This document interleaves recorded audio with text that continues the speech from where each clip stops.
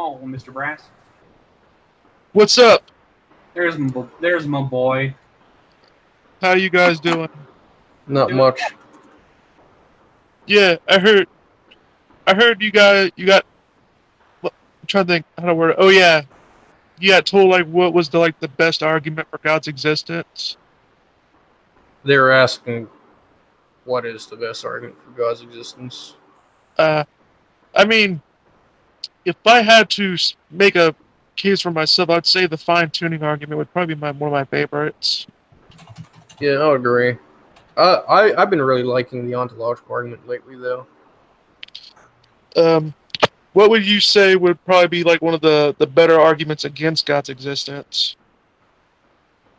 I think the most common and the most convincing for non-philosophers is still the problem of evil.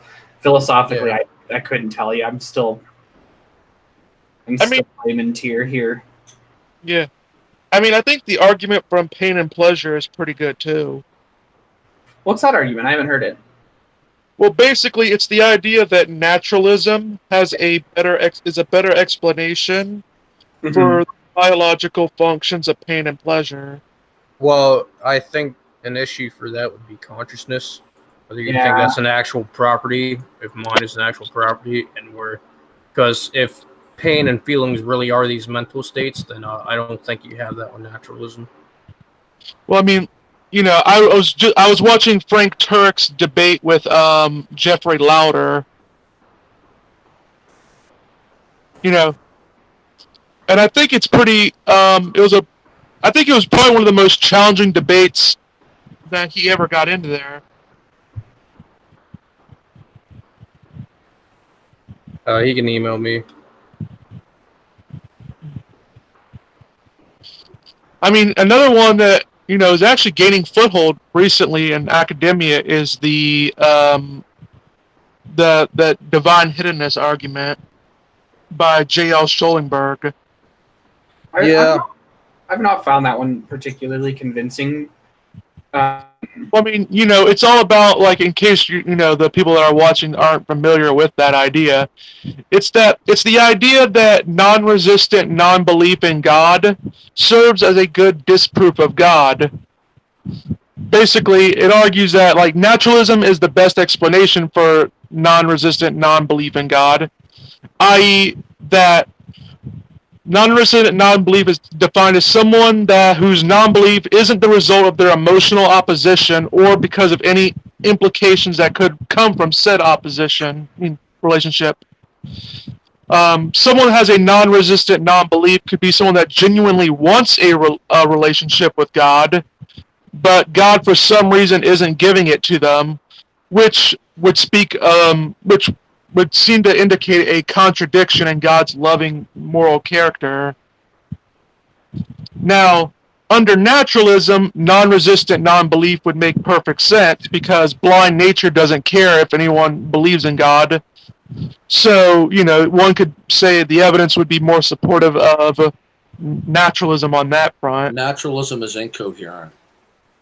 Boom, right out the gate with that. How can something make sense if naturalism is incoherent? Well, like I said, I sort of think someone asked about property dualism. I think that if our beliefs ultimately are just mental states that arise from material states of your brain, then I think that just leads to materialistic relativism, where all your beliefs are based on material parts and not really evidence or logic. Well, naturalism is incoherent on many different levels. Are you not aware of it? Well, I'm just saying one more thing. Would you say it would be impossible to come to a truth under that sort of view? Yes. That sort of runs into the problem of, like, the calculator problem. You ever heard of that? Well, my worldview is that truth is only apprehendable and attainable in the Christian worldview. So if somebody holds to a worldview that denies the Christian worldview and the Christian God, then whatever worldview they espouse will automatically presuppose the falsity of the Christian worldview. And because it doesn't have the properties and attributes for the apprehension of truth, truth is not attainable. Now, if you want to tell me what your worldview is and how truth is attainable, I'd love to hear it. Well, I'm saying, like, when it comes to what's the word for it? I mean, there's just a general problem. I remember in the Frank Turek versus Jeffrey Lauder debate, where I don't know if I'm probably paraphrasing what Turek actually said, but he did say something as like along the lines, if you ultimately believe all your beliefs are determined, then obviously none of your beliefs that you have can actually be true, which is, like, as Lauder pointed out, is a non-sequitur. That's not what Turek says. Turek has a PhD in apologetics. He wouldn't be so stupid as to make it that stupid. He didn't say they couldn't be true. He said there would be no way for you to know that anything is true. So listen, dude, I know Frank Turek, not personally, but Frank Turek wouldn't have made such a silly little statement. Now, do you hold a naturalism? He does. I just want to say no. Let's try and let each other talk, not interrupting, because I think that makes the conversation so much better. Oh yeah. What is your name, Mr. What? Brass. Brass? Yeah. Okay, like, Mr. Brass. Like, okay, what is your worldview? Are you a naturalist? Deist. Journalist? You're a deist? Yeah, so pretty close to it. Okay, well then the problem is, if you're a deist, then naturalism is from in virtue of your worldview, naturalism is necessarily false, and if it's false, nothing is metaphysically intelligible in naturalism. I mean, I'm not for naturalism, like in the stricter sense. I don't buy a lot of the claims that they make with it. Did you understand what I just said? Well, no, you said that you don't think it's a coherent. You don't think natural. No, you didn't understand. Okay, since you are a deist, your worldview necessarily holds to the falsity of naturalism. Do you understand that? Before I continue. Okay, since your worldview holds to the falsity of naturalism, there cannot be any apprehension of truth in naturalism because naturalism is false. It is a false foundation. Therefore, facts that are invoked in terms of the framework of naturalism are metaphysically unviable and unintelligible. So you can't say that truth is attainable in naturalism because it's a false worldview. Truth is only attainable in a worldview that is true, not in a worldview that is false. I mean, if we're going into like epistemologies or like how we do come to find truth on stuff, like I know that there's some, like if you're into the whole mathematics things, that people do go into Bayes' theorem, Bayesian probabilities. You're not understanding what I'm saying, dude. It's going right over your head. Hold on, bro. Okay, do you believe? Do you mind if I cut in here? Yeah, he was playing devil's advocate there with that argument. He wasn't supporting it. He was explaining it to me because I didn't understand what to ask. Do you believe that if somebody espouses naturalism, given that worldview, that truth is apprehendable in a naturalistic worldview? I think naturalism is false. Okay, if it's false, then truth is not apprehendable. There cannot be anything metaphysically viable that is in virtue of naturalism because naturalism doesn't exist. For example, if I say the sky is blue because of the Christian God and somebody says the sky is blue because of not God, okay, one of those propositions is false, and the subject in the proposition that is false is equally vacuous and unintelligible. Because it's in metaphysical intelligibility and viability is only in virtue of the predicate. If the predicate or worldview is false, then so is the subject that depends upon the predicate. Okay? Yeah. But the problem with your position is you're a deist. You are going to be in the same epistemic black hole as an atheist because you're not going to be able to ascertain what the nature of reality is. So you will have no theory of knowledge. You will not be able to know what the ultimacy of reality is. Therefore, you won't be able to offer intelligible facts. I mean, mostly the stuff that the arguments that I go for is basically the same arguments that any Christian would be able to go for. That's false. If you're a deist, that is entirely false, sir. Like for because example, we have two different and differently entirely foundations. In the Christian worldview, we have a revelational God who gives revelation in terms of natural and special revelation, and he constructs the world in such a way so that some facts can be known where we cannot be wrong, and that truth is apprehendable. But your God is nondescript. You don't know what God's properties are, or what his plan is, or even if there's intelligibility at all. You're in the same quagmire as an atheist. I want to step in here. I think that Brass was saying more in the classical approach. He would agree that you could get something from the fine-tuning or Kalam argument, but he wouldn't say No, not outside of the Christian worldview, you can't. Well, If the Kalam is presented transcendentally, yes, but if it's not presented transcendently means that you start with the revelation of the Christian God and then you proceed outwards. If you do not start with the Christian God, then the Kalam is going to fail. See, and I would disagree with you as a Christian apologist because I'm not a presuppositionalist. Okay, good. How are you going to establish something that is more absolute than God himself? Well, this is epistemology, not metaphysics here. How do we know things? Well, you can't separate the two. They're reciprocal. Now, sure, do you believe it's coherent to have a deductive argument where you only conclude with God? I think if the tag argument is successful, then we'll go with it. I didn't ask you about the tag argument. Well, you asked me about deduction in general. I was giving examples. No, I said, I listened carefully to my question. Can you have a deductive argument with a first premise where God is only invoked as the conclusion? Is that coherent? Now, are you asking just like, can I use one deductive argument to argue for God's existence? Is that what you're arguing? Hold on 1 second here. Hold on. Let me just see something. Okay, I had the wrong person showing. Do you believe it's coherent to have a deductive argument where God is only invoked as the conclusion? Is that coherent? It depends on the premises. I'll repeat again. Can you have a deductive argument with two or more premises where God is only invoked in the conclusion? Is that coherent? I think you have to have the premises. Because you can't say a conclusion is sound or valid without premises. You're not listening to me. I said, can you have a deductive argument where you have two or more premises whereupon God is only invoked in the conclusion? Is that coherent? I think I'm just misunderstanding the question here because you have a first premise, second premise, and then you conclude, therefore God, and God is only invoked in the conclusion. Can you deductively reason to God where God is only invoked as the conclusion? Well, I think the ontological argument would argue that as a maximum great being. So I guess, yeah. No, that's not coherent. Do you know why? Why? It's because how are you going to establish any of the premises? If you conclude with God, then God is the origin point and the absolute of all dependent states. So how could you ground any of the premises without God if God is the conclusion? That would be a contradiction in terms. How so?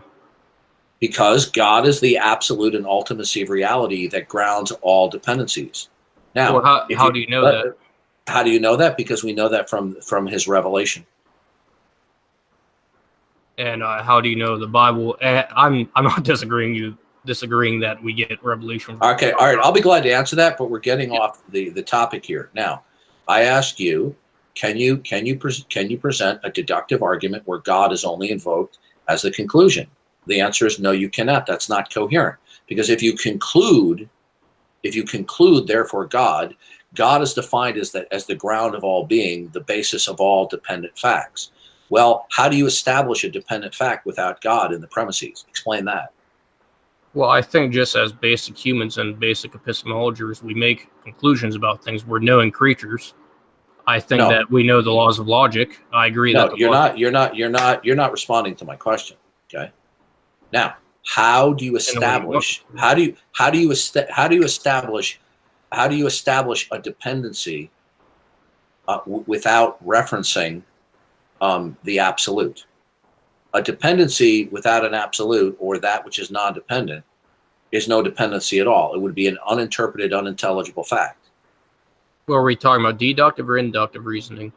Because with deductive, I would say the laws of logic are absolute. Like you would agree as a presupposition. How would you establish any universals without revelation from God, sir? Well, I think the law of non-contradiction is self-evident, and any argument against it that's self-evident.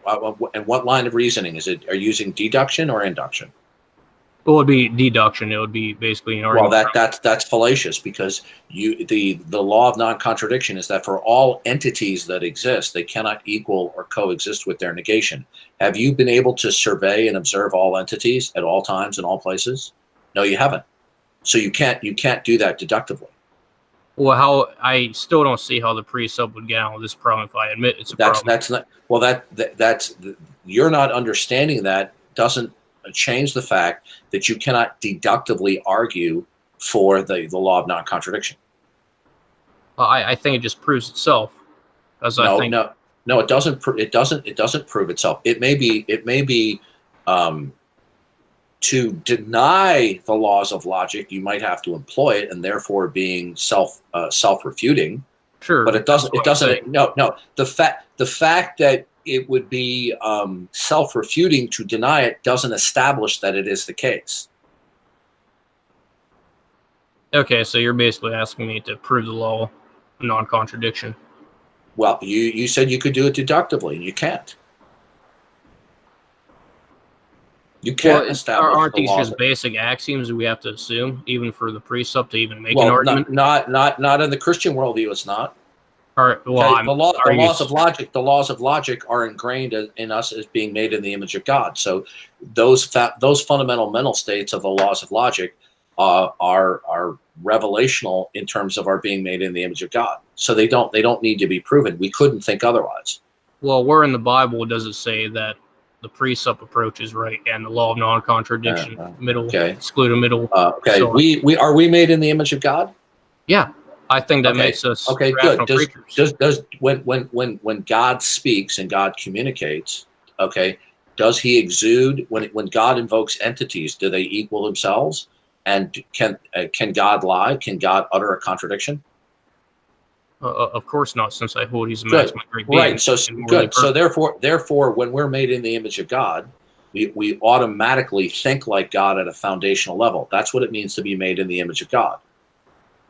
So from a Christian standpoint, the laws of logic are ingrained in us and unbelievers because we're made in the image of God. We cannot think otherwise, just like you cannot think otherwise in terms of causality. You cannot think otherwise in terms of laws of nature because God has ingrained you to think that way. Yeah, I don't disagree with that. Okay. So the point is I don't have a problem with certain apologetic arguments for the existence of God as long as they are formulated transcendentally. If they're not formulated transcendentally, okay, I'm right down. All right, I gotta run. Somebody's calling me. Listen, thank you for the invite, but I gotta run. Yeah, we should do another podcast. Yeah, I'm sorry I gotta cut and run, but somebody's calling me. Yeah, no problem. All right. So that was lovely. Yeah. I would invite the other dude on real quick. It makes you guys feel any better. This is the second time this week I've been called an atheist. Yeah, I just don't see how they escape from that because, like, how do you even know the Bible is coherent? You have to sort of know logic. You still start with it. You don't start with God's revelation. Yeah. But I guess I'll save that for if we end up having another conversation. I believe that was Dawkins' deity, right? Yeah, or Darth Dawkins. Yeah, I've heard about him before on the Non Sequitur show and stuff. He's been on like every atheist channel. That was something. I believe isn't he like a fan of Side 10 Burgundy's approach? I think he would disagree with Side 10's precept approach. I think. I'm not saying he does because I don't know. Yeah, I mean, I know a little bit about. I'm not as familiar with presuppositionalists as I would probably like to be in order to give a good response back. I know a little bit about Side 10 Burgundy, but only really because of the fact that whenever I go to talk to Steve, like in his comments or something, Sai's pretty much always there. Yeah. Well, Saiten's approach is just like horrible. I think Darth Dawkins, if the whole gentleness and respect part is a bit more played out, I think his precept approach is much better than most I've heard. Like basically, he's asking me, how do you prove the loss of argument? I of course have not made an argument from deduction from the laws of logic, because all deduction and induction starts with them. Yeah, that's sort of the point. But even then, he was telling me since to argue against them would be incoherent doesn't prove that they are. He sort of tried to make his case for me not being able to make a deductive argument for something made on being asked on the top of my head, basically, and that to me would be. Hey JMD, I got a question for you. Yep. Do you understand what I'm saying? no. I need to. What? I don't know what just happened. Well, I mean, very politely explaining to me an argument I've never heard, and before I even get a chance to like articulate some kind of counterpoints, right? I'm just, this guy's in here. Yeah. What? Oh yeah. Yeah, that was my first Darth Dawkins experience. That was unpleasant. I don't mean to be rude, but like he needs to learn how to back off a little bit. Yeah. Have space. He seems very dedicated to this. If he wants to be heard, that's fine, but he also needs to understand that we need to be heard. Yeah. Yeah. Well, I mean, if he understood that, he wouldn't be a presuppositionalist. I don't like presuppositionalism. I think it's insane. Not the stuff he's arguing where you have to assume God for intelligibility. I get that, but in the field of epistemology, I could agree with him metaphysically speaking, but how we come to that metaphysical conclusion, I don't think we're going to get through his way, because you still have to present your case, and that we are actually made in the image of God. Now, if you want to say, well, a prediction for being made in the image of God would be that we're epistemologers, we think rationally, and the way he was describing, I would agree with that. And I would just say, hey, look, you're making a deductive argument. Yeah. Another point is like, yeah, I mean, I'm just talking about the whole Lauder versus Turk debate, because I thought it was pretty interesting, because Lauder is, like, unlike many lack theists online, he actually presented, arguments for why he believed naturalism is more correct, and he didn't just try to debunk Turek the entire time. Yeah, that stuff's much better. Yeah, so I mean, like, for one interesting point, I've never actually heard an atheist argue this before, but, like, he said God's being all powerful presumes causality, and it doesn't actually explain causality, because God's all powerful nature presupposes causality, as causality is uncreatable and uncausable. God can't cause causality to exist, because God would have to use causality before causality existed. I think when God does his first task, I could just grant that and be like, when God first creates the universe, that's really the first task of his omnipotence. And boom, time and creation simultaneously. I think that just solves the dilemma. Oh, look, it's Michael Smith. Who's that? Oh, okay. My bad. I didn't see him on Facebook. What's up, the unapologetic apologist? So apparently my Google thing says Michael instead of Stallman. I gotta change that.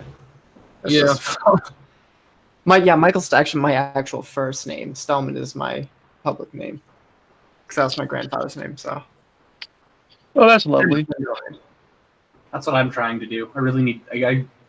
I will be going by John when I actually bother to make my YouTube channel, which I'm working on. I promise, guys. Hear that, True Gamer 69? Do you hear that? Do you hear my voice? I'm working on it. Don't worry. Don't worry. By the time it happens, we'll all be on Social Security. Yeah, probably. Or dead. So. Or both.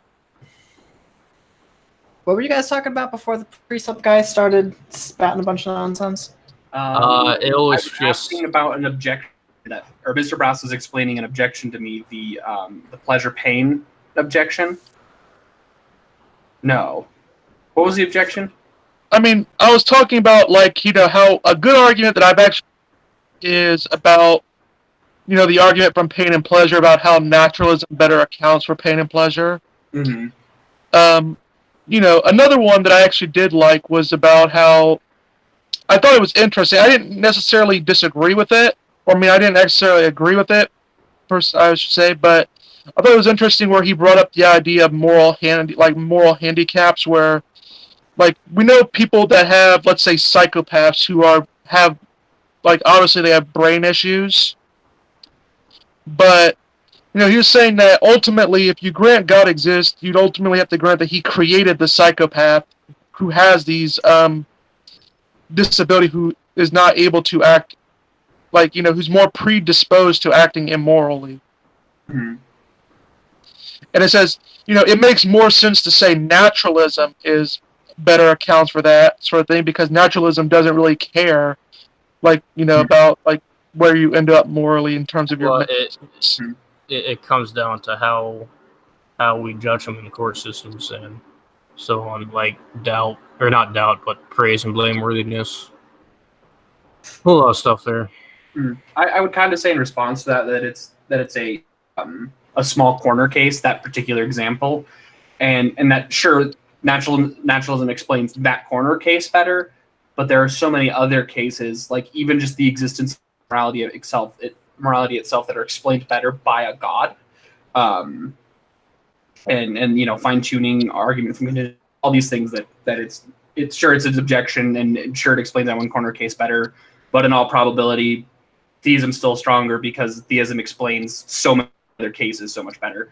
Yeah, so that's yeah, I agree with that. I'm actually thinking what I might do is I might go on what's his face modern day debate, and I'm thinking about having a little devil's advocate debate where I'll take the position of the naturalist or the atheist, and I'll try to argue for atheism against a Christian apologist or something. Because the reason why I'm interested in sort of doing that is because it's sort of to go back in an atheist's face. The lactheist, I should say, face is on there, because I feel because of the fact that I know a little bit of philosophy and stuff like that, I could probably argue for atheism better than most lactheists on the internet could. Oh, really? Yeah. So what would be your best argument for atheism? Well, I would say J.L. Schollenberg's trying to think what they call it. Oh yeah, the non-resistant non-believer. It's basically someone that would, they have no moral problems, or they have no emotional problem that's prohibiting them from believing in God. They may want to believe in God very much so, but they don't have they don't have what they call the relationship to God. God hasn't revealed himself to them sufficiently to make them come to believe. So yeah, that's the divine hiddenness argument. Yeah, and I think that's now, of course, I think there are some problems with it, but I think that it's one of the ones that is not immediately, you have to kind of think about it for more than a minute or so before you can actually make a good response to it. Okay. So I think that's one of them. What's your response to it? Personally, I would think that. I think one could have to make the case that maybe a non-resistant non-believer doesn't actually exist. Because if you could take a presuppositionalist approach to that, and you could say that how you can't really not be resistant to God, because, or you can really do a whole, if you want to go biblically, you can say that God has revealed himself sufficiently throughout nature, and that trying to you have to ultimately be rejecting God, no matter what. So you could say that there is no such thing as a resistant non-believer. Isn't that sort of begging the question, though? Yeah. I'm not saying that. I was just saying that's one possibility I could grant.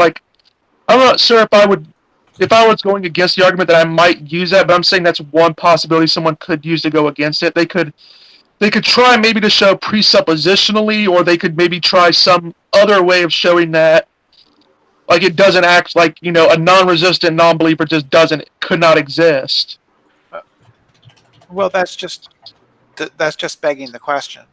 So how would I, as a non-believer, come to believe in God? How would I come to believe in God? Well, relationally or epistemologically speaking.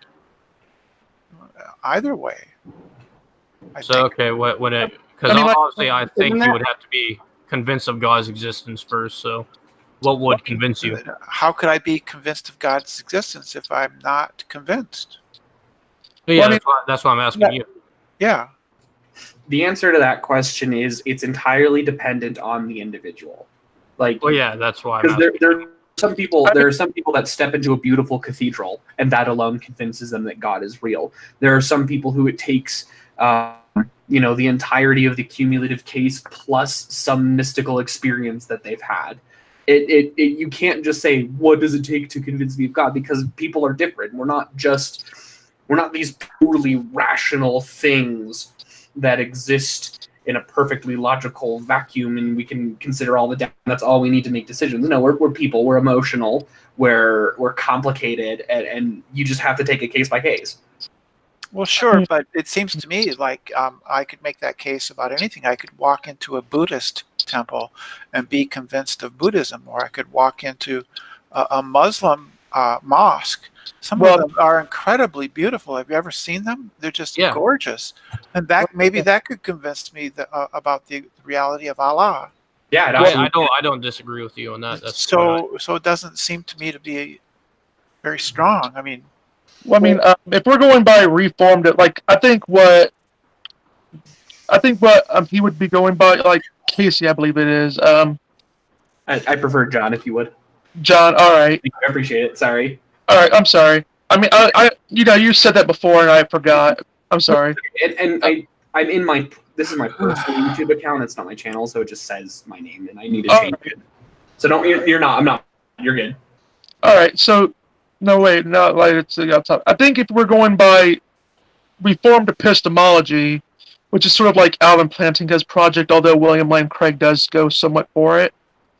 They do the whole revelation approach where, you could somewhat argue that just because there exists, different claims, that does not mean, that someone can claim that they have the experience of Allah, but what you could try to do is try to show a defeater for their belief, and show that it's not what's the word? I think JMD would know how to better. If you could show a defeater for it, just because you have people that have contradicting experiences does not really mean that one position is not sufficiently revelationary.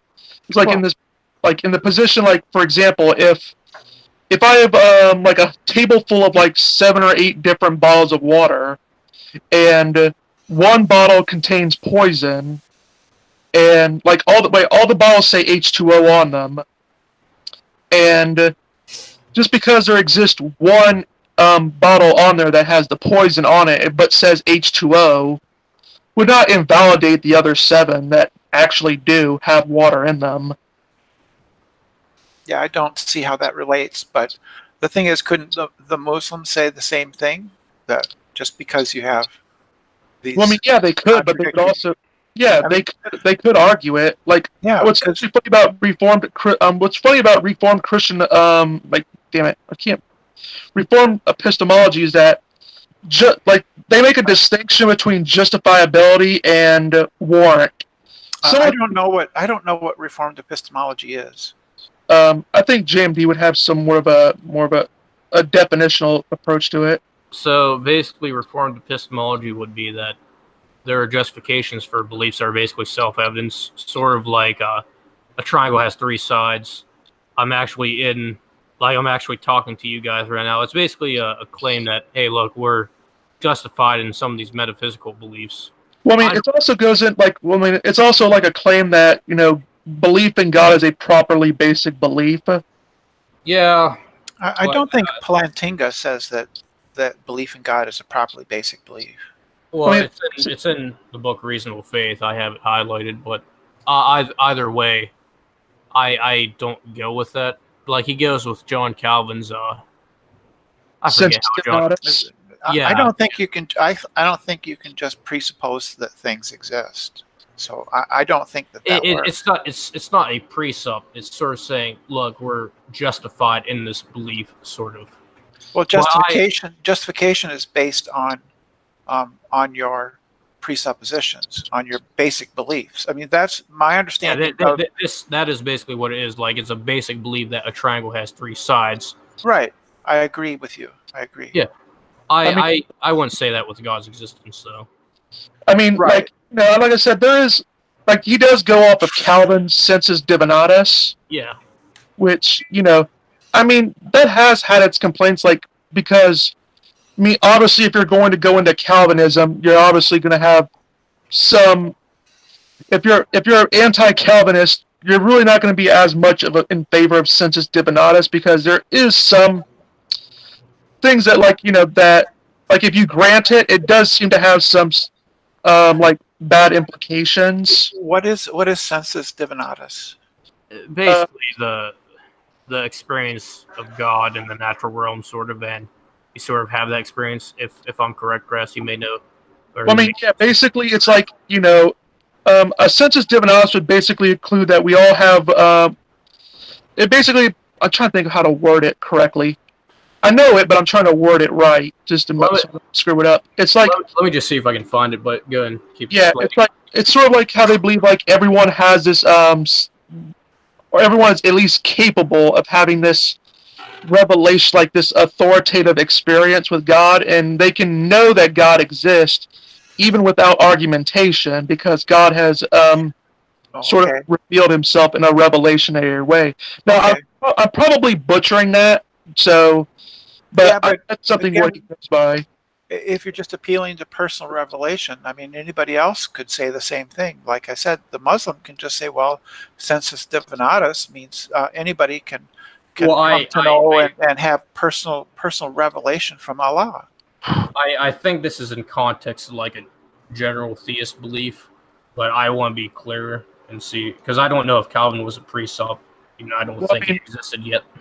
Yeah, but I think it's like, oh wait, sorry, you go.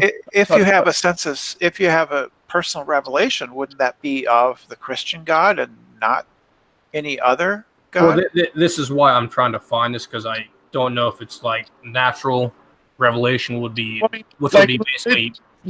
They basically like, you know how we all have like faculties of like our mind, like the sensus divinatus would be like a faculty of our mind, but the problem that I always have had with it is basically if you grant it for certain, you're ultimately granted that basically atheists have shut down their mental faculty for seeing God. But anybody can say that. Anybody can say. I could just say that everybody has the faculty to perceive Allah or the Buddha. Well, to be quite fair, it'd be harder to make the case with Buddhism, because Buddhism doesn't actually have a God.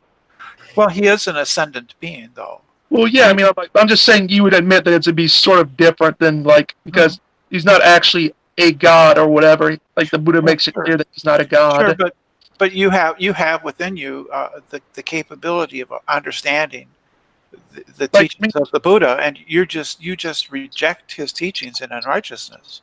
Yeah, I mean, are you actually just asking for arguments for Christianity, or are you asking what does it take to convince people? Because those are two different questions. I'm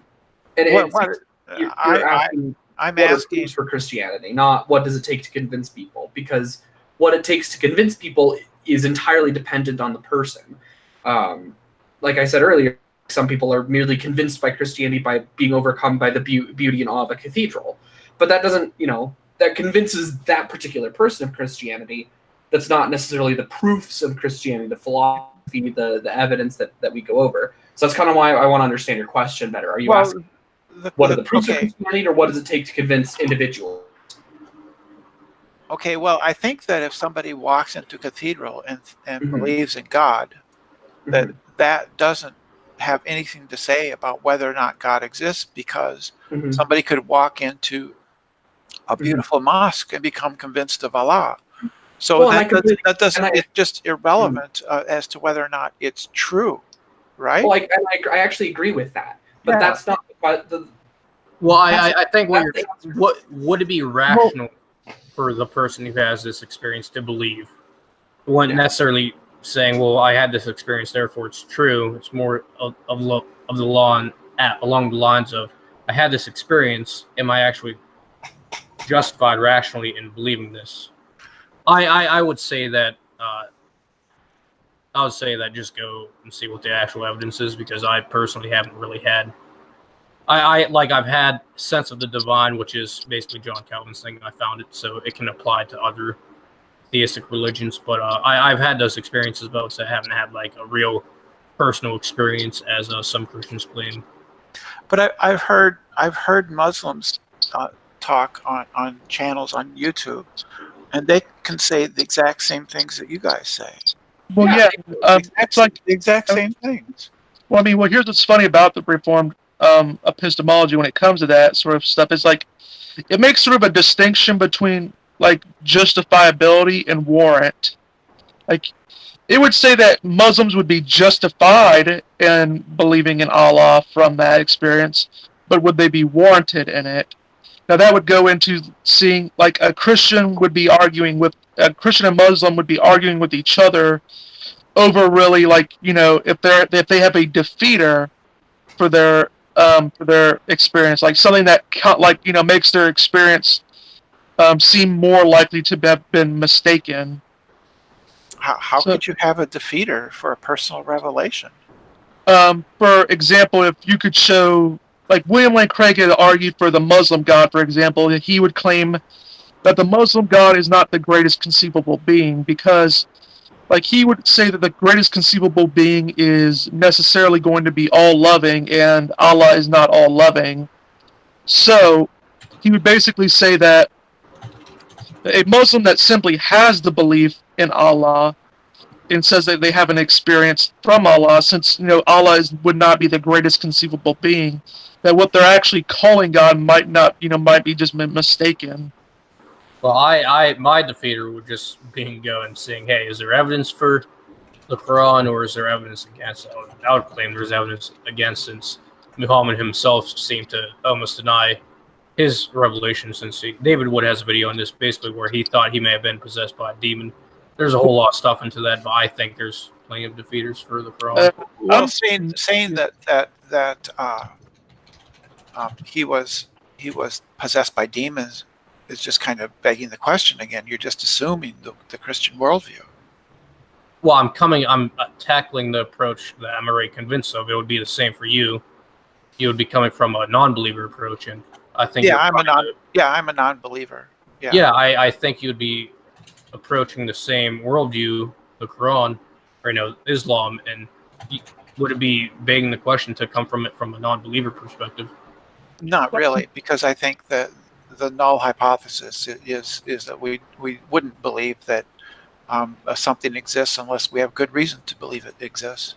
Well, I say I'm going to claim that about God's existence, of course, so it won't be in my own worldview. I'm not saying it's true as of now. Of course, I'm going to claim it is, but when I'm self-critiquing Islam, I come from it from a Christian perspective, and I'm saying, look, there's evidence for Christianity, there isn't evidence for Islam, and that's why it's not. Could you do an internal critique though? Yeah, I think I find it very odd that they affirm the virgin birth, but yet deny the crucifixion of Jesus Christ, but yet also affirm that the revelation of the New Testament. Yeah, they believe in Jesus Christ, that he was a prophet. Yeah, I know that he did the miracles and things like that. They just don't think he was part of the Godhead. Yeah, that or crucified. And yet the Quran also affirms that the New Testament is reliable, but they're going to say, look, the original manuscripts, which we don't have, are reliable, and there's corruptions in the new one. But well, I mean, what's funny about I don't think that is the case, and I think the fact that all four of the Gospels report the crucifixion is a pretty good defeater of Islam. Well, I mean, another funny thing about this is like they sort of trap themselves because they say that all the because they want to confirm two different things in order to make their religion sound true. One, they want to make it sound like, Muhammad is in the Bible, because he's prophesized from the Bible. And Deuteronomy, what is it, 18 they always go to? The Comforter. And they also, though, want to say that the Bible is corrupted. However, I think there's problems there, because if we're going to say that the Bible's completely corrupted, that would also mean that we would be unable to know if Muhammad was actually mentioned in there because it's been corrupted. That's also a good point as well. I just think. So they have to. A Muslim would have to assume that there is at least enough validity in the Bible to confirm that Muhammad, was mentioned in there. But if they're going to say that they're all corrupted, then that's sort of set. They might as well be saying, well, we can't actually know that Muhammad's in the Bible, which contradicts what their religion actually says. Well, they would just say that part wasn't corrupted, right? I don't know what. They can't show that though if they want to actually look at the manuscripts. But I would suggest you, my friend, to David Wood if you want to see good defeaters for Islam. If you've watched some of his stuff. But I would just say I'm completely for David Wood, like when it comes to some of his approaches with Islam. Well, I think the Islamicize Me series, as satirical as it is, it's not the best apologetic approach. Well, here's the thing that he sort of gets funny, and it's sort of an easy thing that you could actually look up, is like where he claims Muhammad was white. Yeah, that I found a little bit silly, but those are in the hadiths, but you could also just say, well, the hadiths add on the stuff. Well, no, it's not even that. It's like people don't he doesn't get the cultural context of what whiteness meant back then. What did it mean back then? Whiteness could just meant light in complexion. You can be brown and light in complexion at the same time, because we know of light brown people. Don't understand. I don't understand. If you're light in complexion, then that's what white is, right? Something other than that. What else could it mean? Like lighter in skin tone, how we know of dark skinned people, we know of light skinned people, we know of people that are more darkest brownish color. Yeah, that's just what it means, right? To be white is that you're light skinned. Yeah, so it wouldn't really saying that he's white would not actually mean he's actually white as me, which is whiter than mayonnaise. But it could be just mean that he's I don't know how to say it, he's, I don't know, it's like Michael Jordan sort of black. Well, whiteness it doesn't really exist any more than being black does. It's just shades. It's just shades of tan. That's all we are. Well, yeah, that's true. Just shades of tan, right? And some people are darker than others. There's no such thing as being white. So if he was light-skinned, I suppose that means he was white. I don't know. I've seen some, I guess, really very non-shade of tan before, and I think literal white people do exist, but whether that would actually be racist. I'm one of those actual white people. Probably. Well, yeah, you're probably from the northern, somewhere in the north, right? Well, I'm so white that we once had a snowstorm, and it took a couple of weeks before they could even find me because I blended right in. Well, funny enough, I'm Scottish and German, two of the whitest races out there, and yet people mistake me for Hispanic because of my mustache, and I go outside a lot, so I have very dark shade of tan, you could say, and I've always mistaken for Hispanic, which is funny. I've always said you look like you could come from the Dominican Republic. Yeah, or that you could be Dora's brother. Dora's brother, Diego. This is this conversation took quite the turn. Oh, okay. Back to. But let's go. Yeah, let's get out to another one. I know that was funny, but yeah. So I don't know. Do we got any questions in the comments or whatever? I had one from a friend on Facebook. They couldn't comment on the video for whatever reason or on the stream. I'm just leaving links to videos I've done in the past because I'd rather just carry on this conversation because I'm done at 10. I'll let you guys continue chatting in the hangout, but it's going to be off at 10. Okay. I do do have a question though, really quick. This is from a friend of mine. He says, "Is epistemic certainty possible? If so, how do we reach it?" I think that the laws of logic, like Darth Dawkins we're talking about, is even when he admits this, and he admits that the laws of logic are absolute, he just says my justification, even though I think it's fine, because I give a reductio ad absurdum to any worldview that argues against them or any possible argument against them, because you presuppose them every time. So it's an indubitable principle that you always have to assume. I think those are like the only things you can have absolute certainty of. Because the idea of Descartes, I think therefore I am, hinges on the law of identity, distinguishing between two things. Yeah, But, I think I had one. Yeah. Oh, go ahead. Yeah, I believe I had told you one about one of the arguments I had with you. It's like it's sort of like the Euthyphro dilemma, except it's sort of with logic instead of morality, where basically is God above logic or is he below it? If he's I would just say it's consistent in his nature. Well, I mean, like, let me just clear up, like, so people understand the argument. I was saying, like, if God's above logic, then he can actualize contradictions. Like, because that would be what it would mean to be above logic. Yeah. Can God make a triangle with four sides? But I wait. I would say he can. I have a 20-minute video or 12-minute video on that. Well, no, I'm saying No, can't, because Oh, okay, I don't think a four-sided triangle is a thing. Yeah. If That's the like- majority. That's the majority view for a lot of the theologians. Is that Well, I mean, God like- can't do yeah, I things think that are that's like illogical. yearly. I think funny enough, the omnipotence paradox was asked between theists, and I think it was just a more theological discussion. Well, I mean, what's funny here's what's funny about the omniscient paradox, like the omnipotent paradox. Even if you obviously grant what they're going for, their argument would still fail, because if God's above logic, then of course that he can make a rock that's so heavy that he can't lift, and then lift it. I don't think that that's a good argument that non-believers should make, because I think it leads to the same thing as a triangle with four sides. Yeah. I think it leads to a logical contradiction, and if we assume that God is not able to do things that are illogical, then can God make something so heavy that he can't lift it, is a bad argument for a non-believer to make. Well, yeah, I get that. I'm just saying, like, like I was getting like the logic thing is like, no, I got like with God's above logic, but also with the counter is God below logic.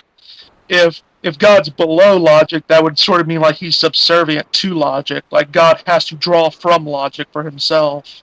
Actually, Stellman, you may have a lot to say on this if you're still listening, because you read Craig's book, What is it, Divine Aseity, and like It's called God Over. It's by William Craig. It's called God Overall, Divine Aseity, and the Challenge of Platonism. And this is exactly what he's trying to answer, because he's defending the idea of God as the sole ultimate reality. And so Platonic abstract objects like mathematics or laws of logic, you can't have these things coexisting eternally with God, because then God's not the sole ultimate reality. At the same time, they can't be created by God, because then prior to their creation, how could God behave logically prior to him creating laws of logic? So there's kind of that dichotomy that you're laying out there. And there are several realist and non-realist approaches you can take. One of the more popular realist approaches is to say that things like laws of logic and mathematics do exist, but they exist as thoughts in the mind of God. And so that way, since God eternally is omniscient and eternally knows everything, then these thoughts are always present to him. And so they're always true and they always exist, but they are contingent upon him. They don't exist apart from him or independent of him. Now, the position I'm more leaning towards is a non-realist approach, which is to say that mathematics and logic don't exist. They're not abstract objects. They're not things. Nevertheless, there just are mathematical truths and logical truths because God exists as the ultimate reality, and God's very nature, his very essence is rational.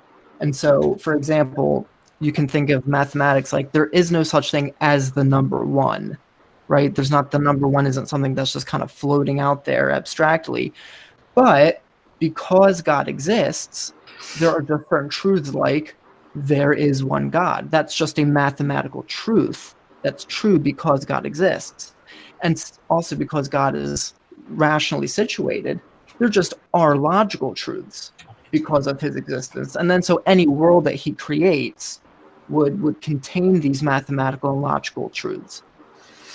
Well, could he think different thoughts?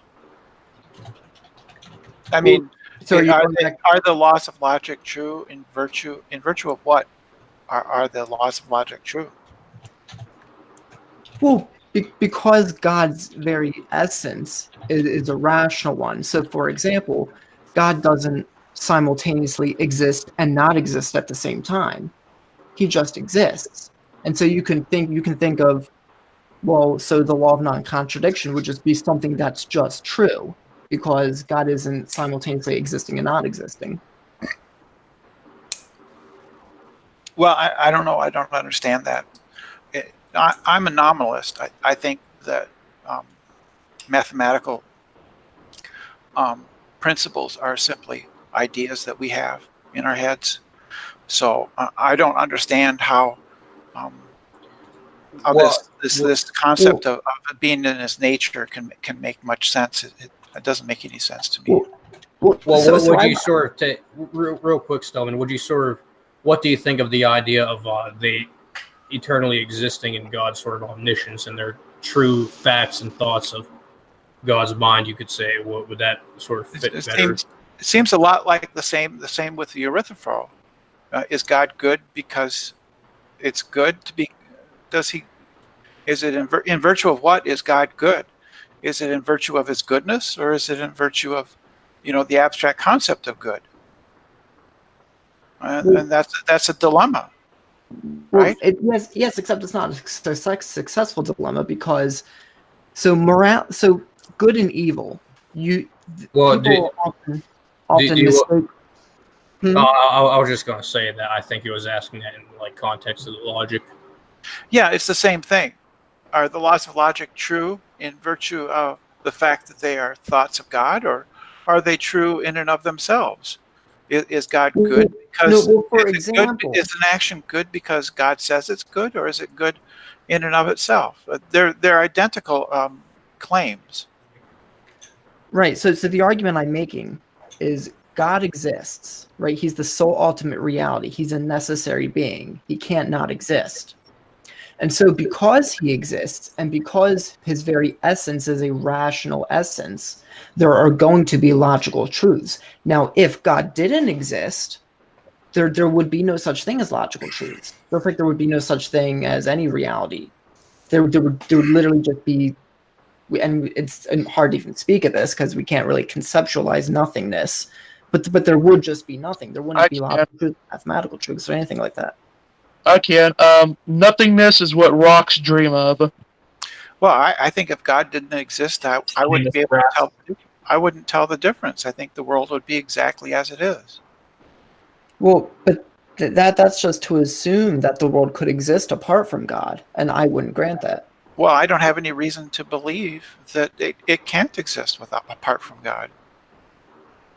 Well, sure. Yeah. Or are you? That's a psychological claim. Because you can't, because you see no reason. Do you think you're justified in believing the opposite of that proposition? Yeah, I think that I should. Isn't that just sort of an argument from Engels? Just like, hey, there's no good reasons to believe X, therefore X is false. That seems. No, it's not. It's not that X is false. It's that I have no reason to believe in X. Okay, that's better than I thought you were saying. Yeah, it's false, and that the world could exist without God. Right. I don't know that the world could exist without God. I just, it seems to me that I don't have a reason to believe in things for which I have no warrant or justification for believing in. Sure, but if I may, that's the difference between epistemic possibility and metaphysical possibility. So epistemic possibility deals with, well, for all I know, it could be the case that X is true. Or for all I know, it could be the case that Y is true. Metaphysical possibility has to deal with what is actually metaphysically possible, not just what for all we know. Yeah, I'm not sure I understand what that means, what metaphysical possibility even means. Well, metaphysics are your principles about how the universe works, basically. Metaphysics is basically like it's a nice way of saying magic. Not really, Brad. But unless you're making a joke. To me like it, Yeah. yeah. Well, But you're asking about what metaphysics is, so why make that claim? It's basically like physics except deeper. Well, instead of getting into what a metaphysics is, let me make a distinction between metaphysical possibility and epistemic possibility.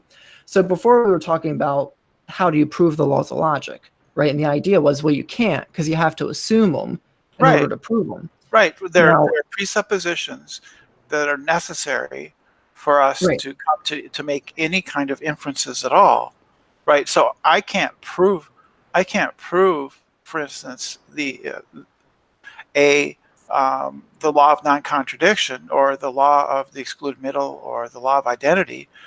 Those are what are necessary in order for me to make any kind of proof at all, right? Real quick, let me outline this. So the idea is it can't even be it's impossible for it to even in principle be true that there are no such things as the laws of logic, right? Because in order for anything to be true, the laws of logic has to hold. That's what it means to be true. It means to be consistent with the laws of logic. Yeah, so something is true because I have used the fundamental rules of logic and made a proper inference, and I have obeyed. I have made a sound and valid argument. Right? Yeah. I mean, soundness and validity goes more into deductive reasoning. If we're going into inductive reasoning, which is we're not going into that. So I actually just wanted to real quick. So an example of epistemic possibility would be to say, well, for all I know, it's true that there are no such things as laws of logic. I can't prove it. I can't demonstrate it. But for all I know, maybe there really isn't any such thing as the laws of logic. But metaphysical possibility would say that metaphysically, that's not even an option. That's not an option that's available to us to say it's true that there are no such things as the laws of logic. And so from my worldview, I don't believe that any world could exist apart from God. And so it's epistemic possibility to say, well, for all I know, maybe God doesn't exist and a world could somehow or else get here some other way. I don't think that's metaphysically justifiable, though. Yeah, or at the very least, you have an argument. I don't quite understand. Well, I have a question whenever you're done. Go ahead. Go ahead. No, go ahead. So, as a nominalist, it seems like are numbers and like the laws of logic sort of dependent upon human minds? Is that like nominalism? Yeah.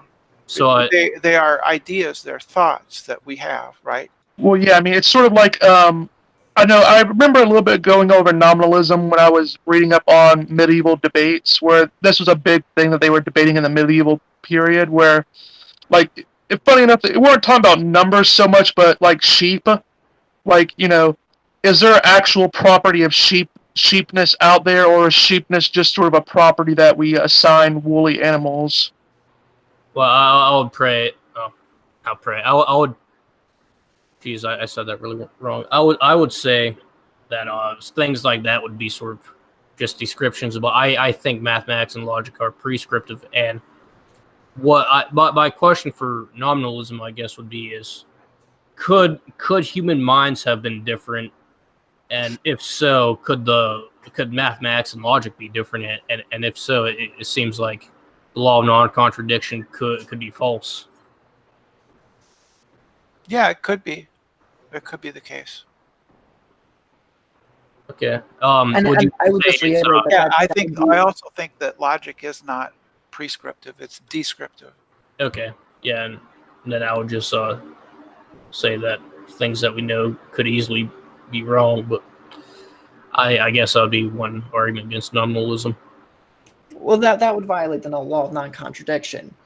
And the way you can get at the difference between prescriptive and descriptive, and this is what the branch of philosophy known as metaphysics does, is it describes what would be the case in any possible world.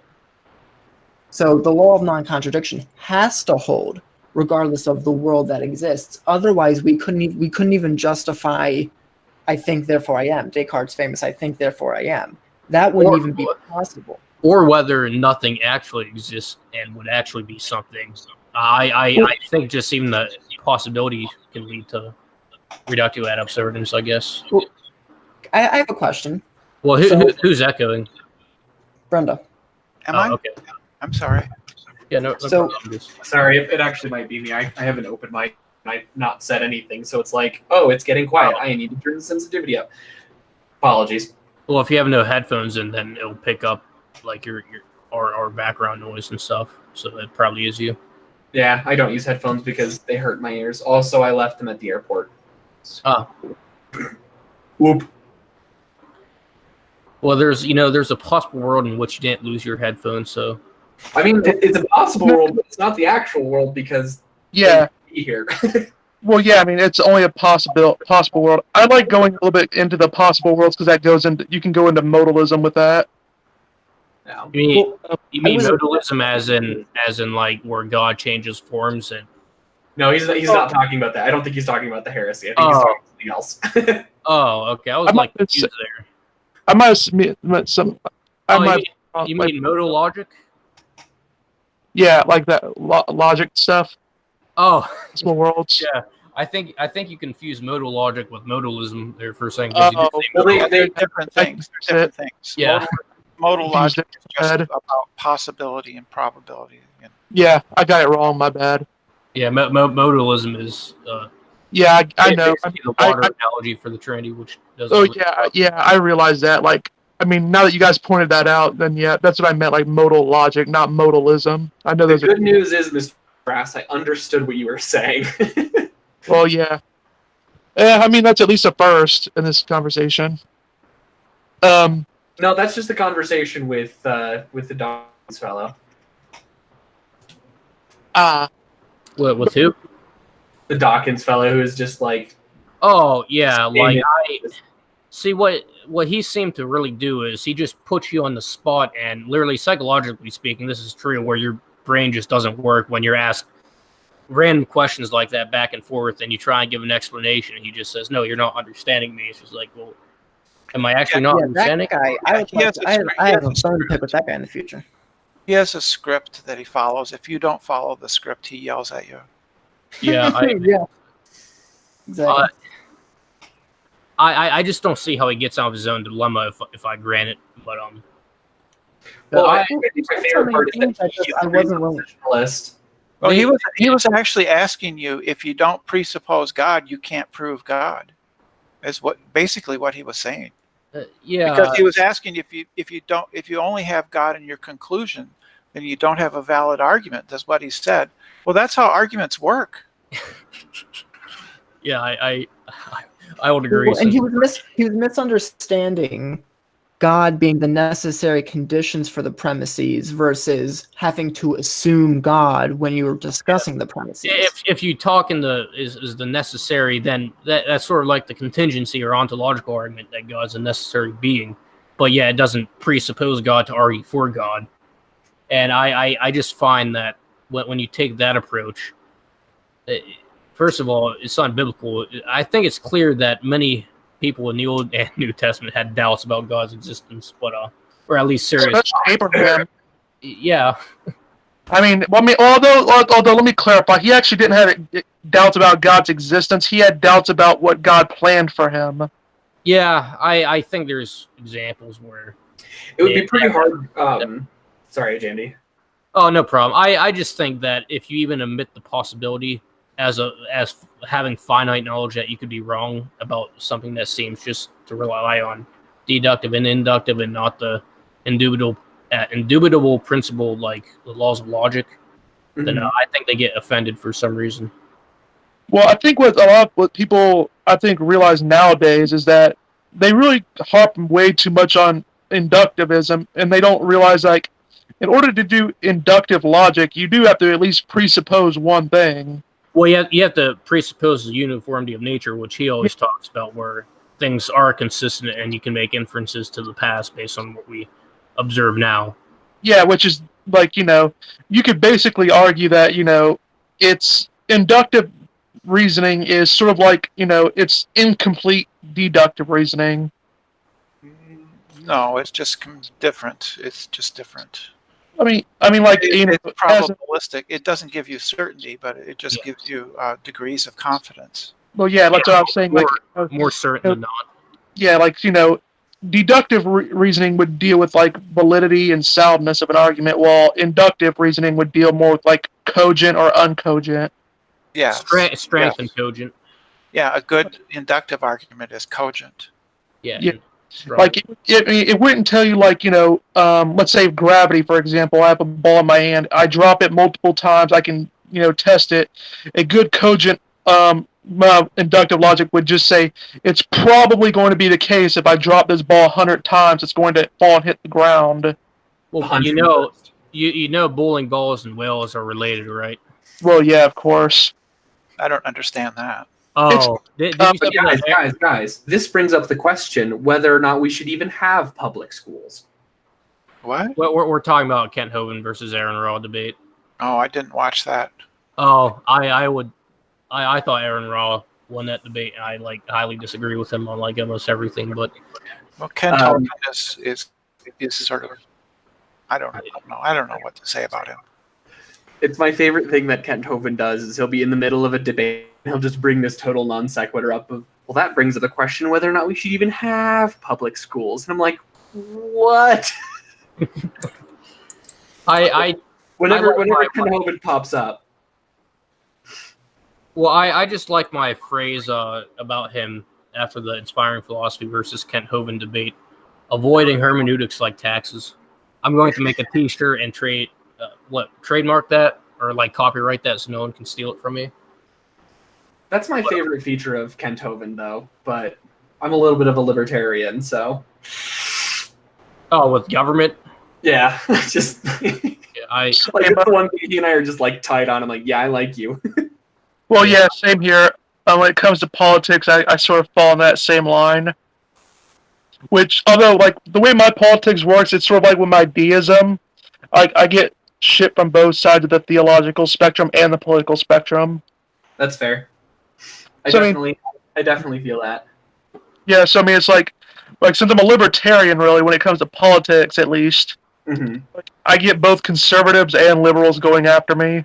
Well, see, my view on politics is we should base it on what is true, and I think this is why, I tend to lean more towards some right values and left, I guess, but I think people just take the wrong approach and sort of develop their worldview around politics and not politics around worldview almost. Yeah, that I actually agree with that. That seems to be a real problem in American politics. Is it's very team based. It's my team versus your team, not versus.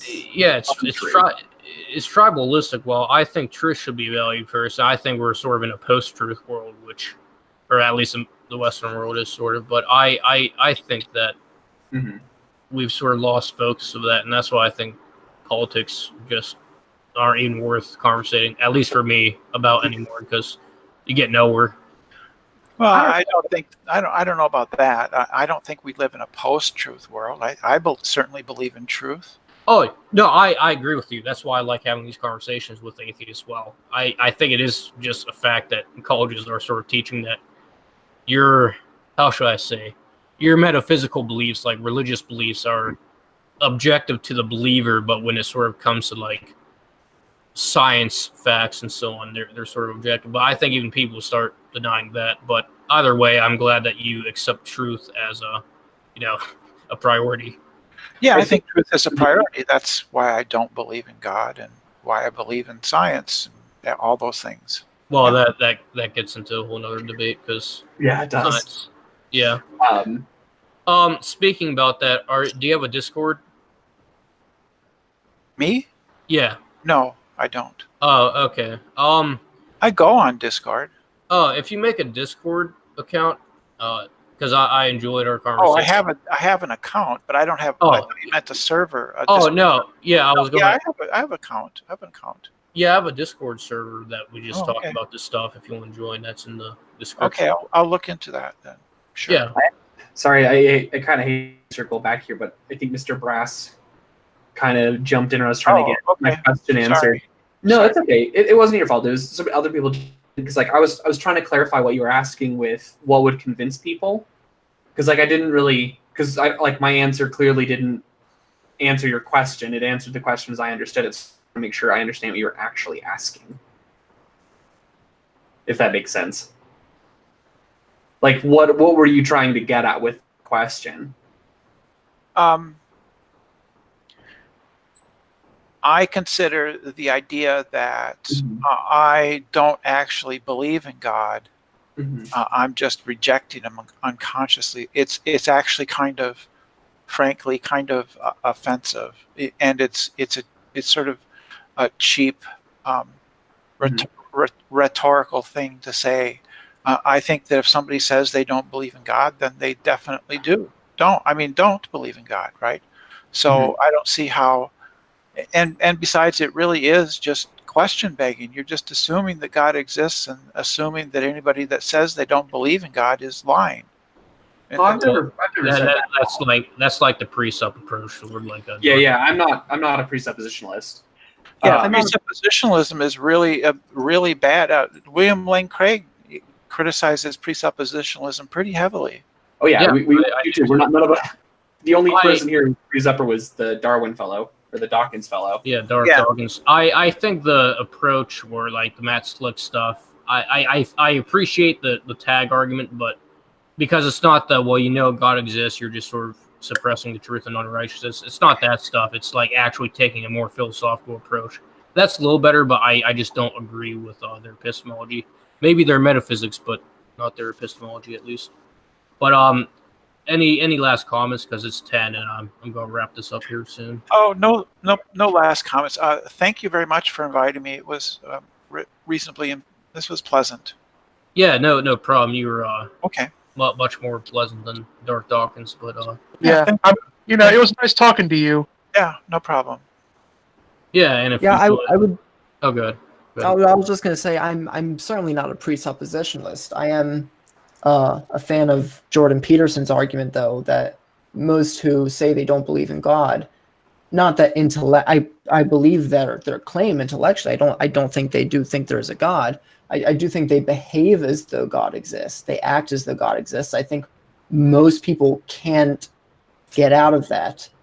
There are some, sure, but I do think that's an argument. If anybody's worth exploring that, since we're finishing up, check out. That's sort of like the whole are non-believers and internally consistent or whatever, but that's a whole other thing. Okay. All right. Thank you. Yep, no problem. So yeah, it's 10 o'clock now. I'm going to end the stream. All right. See you, man. Yeah, thank you. Take care. Thanks for having me on. Let me know when you hop on with IP and what yeah, I'll let you know. Now that Google Hangouts is going to down, that's going to be a little bit harder to do, but I'll try to figure out something.